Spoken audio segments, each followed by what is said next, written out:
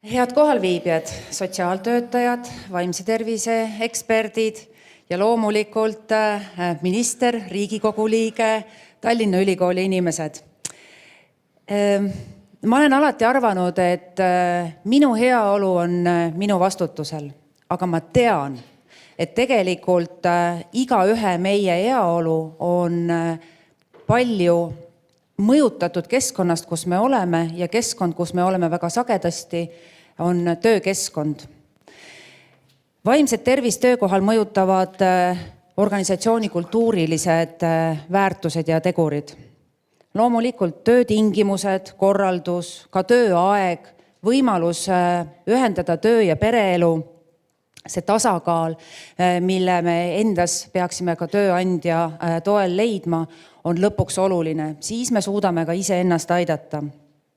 No ma arvan, et kompass nendel inimestel, kes täna siia saali on jõudnud, on paigas ja näitab väga selgelt, kus on põhi, kus on lõuna, kus on ida ja lääs.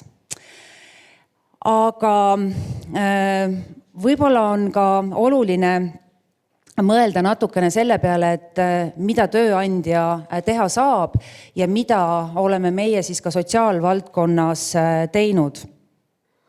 No üks, mis on kindel, et tööandja ei tohiks nii-öelda tootlikkuse tõstmiseks kompenseerida oma tegemata jätmist töökeskkonna valdkonnas töötaja siis pingutuse suurendamisega või panuse suurendamisega, et see kindlasti ei ole viis, kuidas olla oma inimestele toeks, et eeskätt peab tööandja siis neid keskkonnamuutusi läbi viima.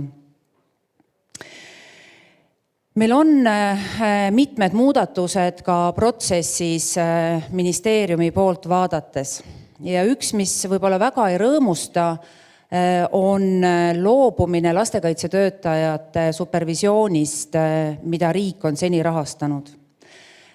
Teisalt ei ole ka võimalik supervisiooni pakkuda eemalt ja kaugelt, vaid see on eeskätt tööandja roll.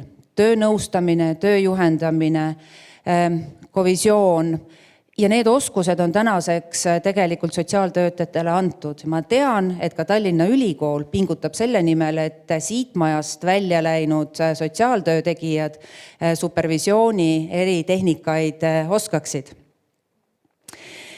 Lastekaitsesüsteem on oluline ja lastekaitsetöötajad on hästi olulised, mistõttu me oleme tegelikult koos Eesti Sotsiaaltöö Assotsiatsiooniga panustamas mitte ainult lastekaitse, vaid laiemalt sotsiaaltöö valdkonna kutsete kaasajastamisele, õppe siis detailsemaks ja vajaduspõhisemaks muutmiseks, mis vastaks nendele tööoludele, kuhu sotsiaaltöötaja hiljem läheb.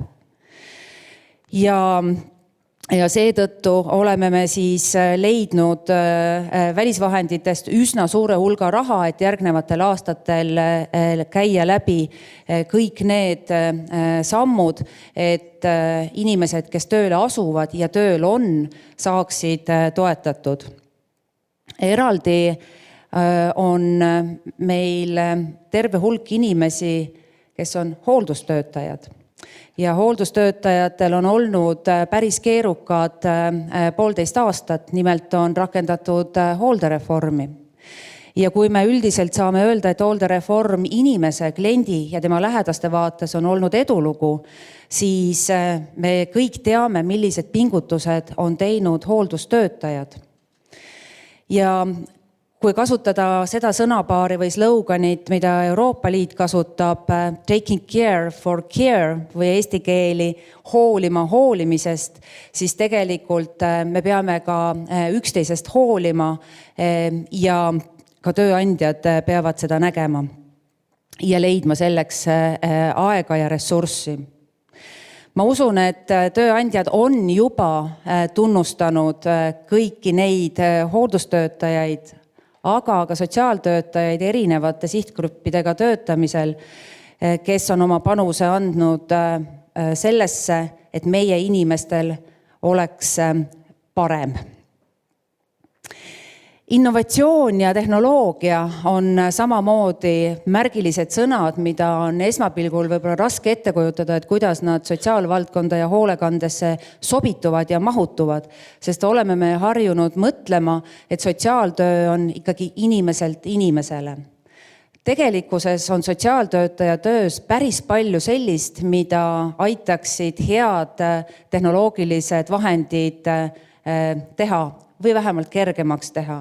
Olgu need hindamisinstrumendid, olgu need erinevad dokumenteerimise viisid või siis ka sihtgrupile sobivad liikumisandurid, hädaabinupud ja nii edasi.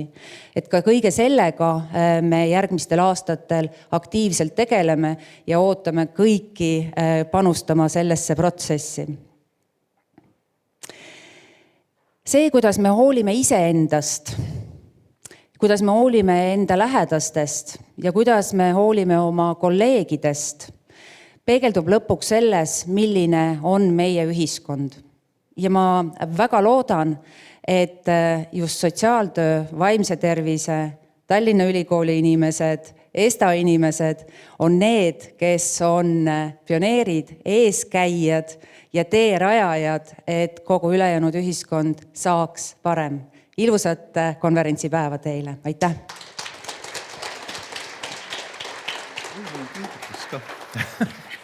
Nii väike kingitus ka. Aitäh ja palun siis Riina Sikkut siia, terviseminister.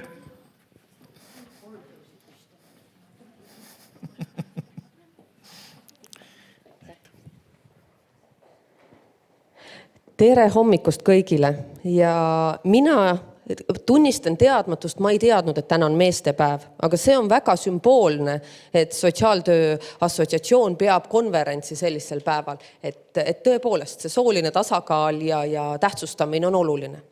Aga kui rääkida vastutusest, siis nii nagu Signe ilusti alustas sellest, et jah, et ega tööõnne eest vastutab ka igaüks ise. Täpselt samamoodi on tervise puhul. Tõepoolest, eks see on minu vastutus, kas ma püsin terve või mitte. Aga seda ei ole võimalik teha üksi. Isegi kui mina vastutan, ma ei saa seda teha üksi. Ükskõik, kas me räägime abstraktsest õhusaastest, linnalisest liikuvusest või sellest, et kas ma saan arstile, kui mul on abi vaja. Täpselt samamoodi on tööõnnega ja enesehoolega. Et muidugi ma saan ise teha valikuid ja ma pean ka ennast hoidma. Aga lõpuks on tähtis see, kas ka tööpanust märgatakse, tunnustatakse ja me oleme siin täna sellises edurivis kohal, et öelda, et te olete tähtsad, te teete ühiskonna jaoks väga olulist tööd, me oleme seda tähele pannud ja näiteks mina pean tunnistama, et tervishoius seatud eesmärgid, inimkeskne tervishoiusüsteem, sujuv patsiendi teekond, neid ei ole võimalik saavutada ilma teie panuseta.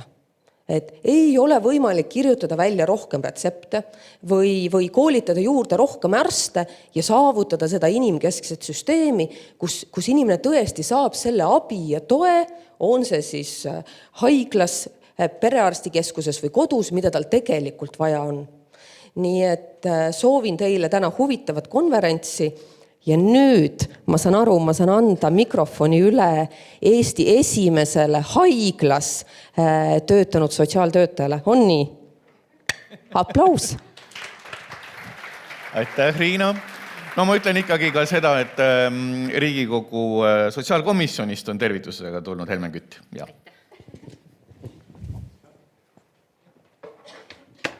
Tere! Tegelikult oli mul mõtted paberile valmis kirjutatud, aga siia tulles ja kohates nii armsaid kursusi kaaslasi endisi, nii toredaid kolleege ja inimesi, kellega koos on enam kui 20 aastat sotsiaaltööd tehtud, ma mõtlesin, ma jätan selle kausta kinni. Kohe alguses tahan öelda, et imehea on seista Tallinna Ülikoolis, oma koduülikoolis teie ees ja tervitada, kus siis veel, kui mitte siin ei toimu sotsiaaltööala aasta konverents. Ja suur tänu Tallinna Ülikooli Ühiskonnateaduste Instituudile, ESTA-le, mille liige olen ka mina ja kannan seda tiitlit uhkusega ja muidugi partnerina Sotsiaalministeeriumile. Sotsiaaltöö on maailma kõige ilusam töö. Seda teevad inimesed, kes on imelised, aga see on ka üks raskemaid töid. ja seda tööd joksavad ja jõuavad teha need inimesed, kes on haritud, saanud hea hariduse ja kes armastavad oma tööd, sest palga pärast seda küll ei teeks. Nüüd kõik noogutavad. Ja need, kes sellele tööle jäävad, need teevad seda ka tõelise kirega. Mina võin küll öelda, et 20 aastat veidi enam läksin ma iga hommiku tööle tõelise kirega ja siis ühel hetkel ma tundsin, et teadmistest jääb puudu ja siis ma tulingi Tallinna Ülikooli ja ma alati kasutan juhust tänada neid, kes on käinud enne meid. Sest ei ole nii, et enne meid polnud mitte kedagi ja pärast meid ei tule mitte midagi, et professor Taimi Tulva, kuna mul on siin väga palju kursusekaaslasi, kes nüüd saavad noogutada, oli see inimene, kes meid selle töö juurde ja seda tööd armastama ka moel või teisel pani, rääkides võrratult selle töö tähtsusest.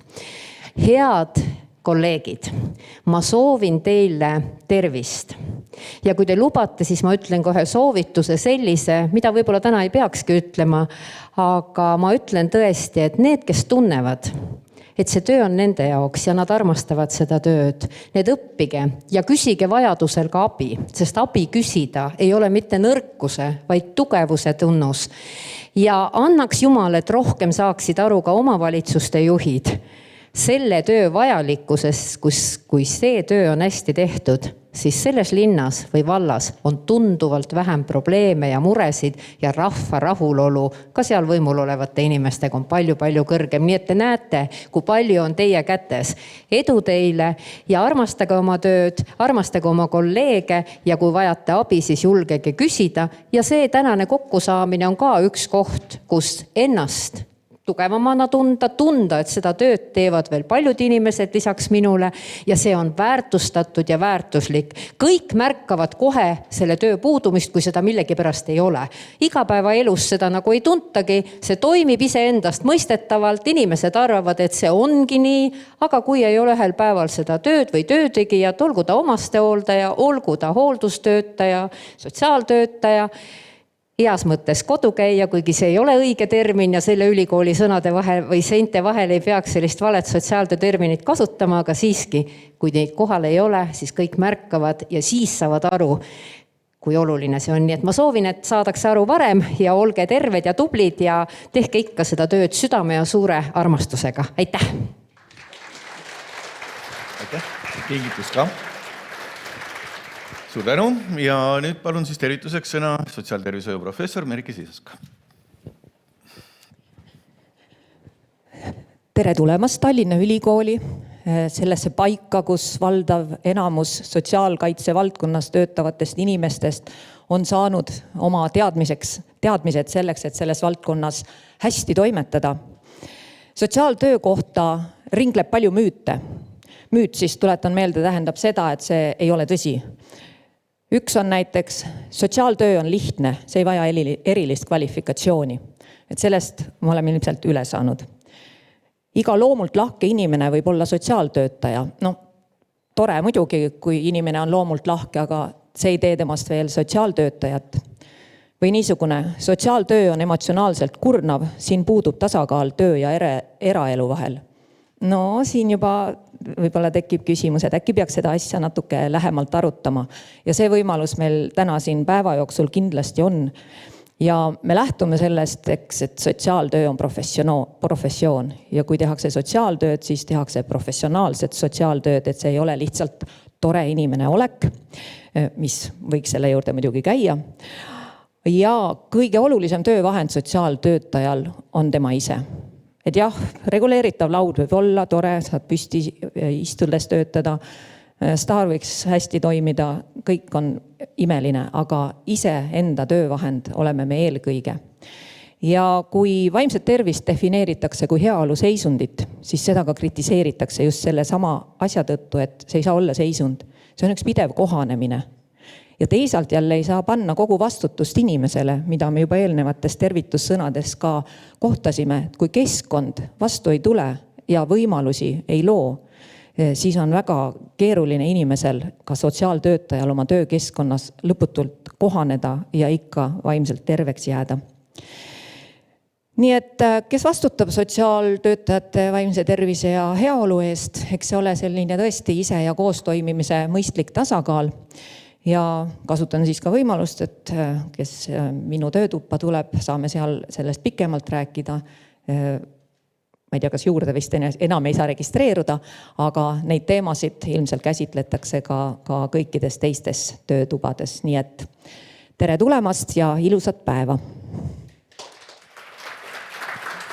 Kingitusega. Aitäh, Merike. Ja nagu näete, üks motivatsioonitervitus veel siis. Karit Lindmäe, ESTA esimees. Aitäh. Tere tulemast siia väärikasse majja. Paljude jaoks ka uus maja, minu jaoks ka uus maja esimest korda selles majas. Aga andnud sotsiaaltöö haridust juba alates 91. aastast, mõni võib mind võib-olla parandada, aga väga kaua. ESTA on olemas olnud 20 aastat, sel aastal meie juubeliaasta. Et sotsiaalvaldkond on see, mis on jõudsasti arenenud ja eriti need viimased aastad, kus on vaimse tervise poole asi liikunud, on ka sotsiaaltööd rohkem hakatud märkama, mille üle minul on eriti hea meel. Ja täna siin väärikas majas me räägimegi tööheaolust ja selle muutuse tuules. Et tegelikult sotsiaaltöötaja on igapäevaselt muutuste tuules, ühtegi päeva ei ole samasugust. Võib-olla sellepärast me teemegi seda tööd, et me ei talu seda rutiini. Et võib tunduda küll, et samasugune juhtum, aga iga juhtum on erinev, nagu te teate. Ja enamus aega inimene veedab ju tööl, ehk et see töökeskkond, kus me viibime, on väga oluline. Aga paljugi me saame selle jaoks ka ise ära teha. Nii nagu lennukiski, mask tuleb ikka panna endale ette ja siis alles teistele. Aga keskkond on oluline. Me saame tööandjale juhtida tähelepanu, kus me vajame seda muutust, mida meie vajame. Taaskord ise me saame sinna panustada. Ja minu selline soovitus või nipp teile tänaseks kaasa on see, et otsige üles oma sisetunne, see kõhutunne, mille järgi te töötate. Kindlasti see on teil olemas. Ja mõelge igapäevaselt tööd tehes, kelle probleemi te lahendate.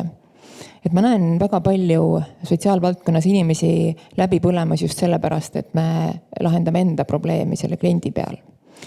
Et mõelge, kas see inimene tahab minu väärtusmaailmas elada või tal on oma väärtusmaailm, kus tema elada tahab. Ja nii on meil seda tööd teha oluliselt lihtsam. Ja meie vaimne tervis on selle võrra ka korras rohkem. Aga veel tahan sotsiaaltöötajate assotsiatsiooni poolt teha väikese üleskutse teile ja juhtida tähelepanu, et järgmise aasta märtsis, täna on küll november, aga varsti on ka märts käes, on taaskord meie järgmine suurüritus ehk et tunnustusüritus tulemas. Pange siis omal kalendrid juba lukku. Vaatasin õigesti, et 18. märts, üks tore teisipäev, kuhu kõik olete taaskord oodatud, aga enne seda on võimalus teil tunnustada ja märgata oma kolleege, oma tööandjaid, oma kliente, keda iganes, kus kategooriasse mahub, ehk et avame üsna varsti ka tunnustusürituse jaoks, keda tunnustusüritusel tunnustada konkursi erinevates kategooriates, et vaadake kuhugi teie lähedased või keda te tahate hea sõnaga meeles pidada, kindlasti ka mahuvad. Et esitage neid sinna kiiresti, et me seekord üritame mitte seda enam pikendada ja saab piisavalt sinna inimesi esitatud. Nii et märgake iseennast ja märgake teisi oma ümber ja olge hoitud ja tänaseks päevaks palju uusi taipamisi ja palju uusi nippe, mida te varem võib-olla kuulnud ei ole, et põnevates töötubades ma loodan, et neid kindlasti saate. Aga toredat päeva teile!